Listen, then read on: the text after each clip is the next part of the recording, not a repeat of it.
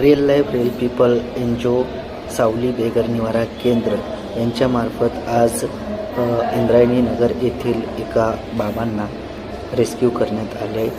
या बाबांची अवस्था अशा पद्धतीने आहे जे की पूर्ण त्यांनी एक बसस्टॉप आपल्या काबीज केलेला आहे आणि त्यांना या ठिकाणाहून एक हक्काच्या घरामध्ये म्हणजेच सावली बेघर निवारा केंद्रामध्ये घेऊन जात आहोत.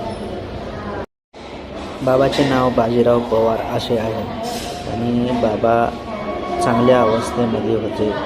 त्यांना दारूच्या व्यसनामुळे अशी अवस्था त्यांची झालेली आहे आणि त्यांना सावली निवारा केंद्रामध्ये आणल्यानंतर अशा पद्धतीनं त्यांचं पूर्ण पालनपोषण रिअल लाईफ रिअल पीपल संस्थेच्या माध्यमातून त्यांचं करण्यात येत आहे. सध्या बाबा खूप खुश आहेत आणि आमच्या निवारा केंद्रामध्ये खूप आनंदी आहेत.